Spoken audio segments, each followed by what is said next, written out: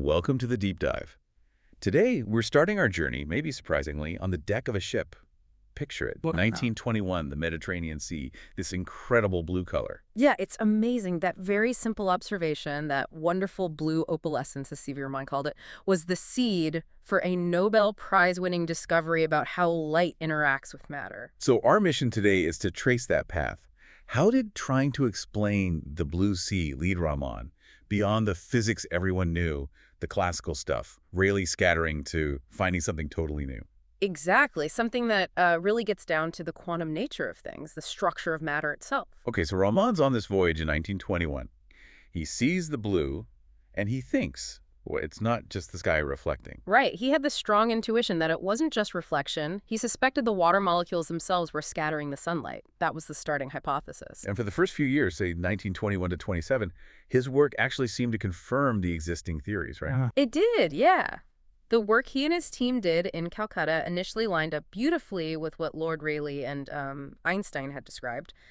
Basically, light scattering happens because matter isn't perfectly uniform. You get these tiny, random fluctuations in density. Like little clumps of molecules momentarily. Sort of, yeah. Right. Due to thermal motion, it's what they called molecular disarray. And the scattering is elastic. Elastic, meaning the light particle, the photon, hits a molecule and bounces off with the same energy, just goes in a different direction. It's like a billiard ball hitting another without losing speed. Precisely. No energy exchange. That's classical scattering. And they also found something else interesting related to the polarization of that scattered light. Ah, okay. What was that? It told them about the shape of the molecules, essentially, their optical anisotropy. Okay, optical anisotropy. Unpack that for us a bit. It just means the molecule isn't, perfectly symmetrical in how it interacts with light. Think about a tiny sphere versus maybe a tiny rod. The rod is anisotropic. Light hitting it from different angles interacts differently. Right. And that property. How did it help? Well, Raman's collaborator, Krishnan, for example, used this polarization data to help figure out the actual structure, the chemical constitution of various substances. So the classical picture was looking pretty solid. But there's always a but in these stories, isn't there? Even while confirming the rules, some weird little anomalies started popping up, things that didn't quite fit. Exactly. They started noticing evidence of what Raman called a still feebler type of secondary radiation, incredibly faint. Maybe only a few hundredths the strength of the normal Rayleigh scattering. So weak, they probably thought it was just leftover impurities or something. Initially, yes. It was hard to be sure it wasn't just fluorescence from some tiny contaminant they couldn't get rid of. But the really crucial thing... Let me guess. It wasn't the same color as the incoming light. You got it. This faint light did not have the same wavelength. It was changed. Ramanathan first noticed this back in 1923 in liquids like water and alcohol, but it wasn't clear what was going on. So the plot thickens. When did the penny finally drop? The real aha moment seems to have been in 1927.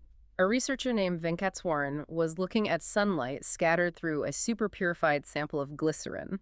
And instead of the expected blue scattered light... What? It was a brilliant green. Green. Okay, so blue light goes in, green light comes out. Green has a longer wavelength, less energy. Precisely. The wavelength was shifted towards the red end of the spectrum. It meant the light had lost energy during the scattering process. It wasn't elastic anymore. The molecule must have absorbed some of that energy. Exactly right. Raman immediately realized this must be the optical version of the Compton effect, where X-rays lose energy when scattering off electrons.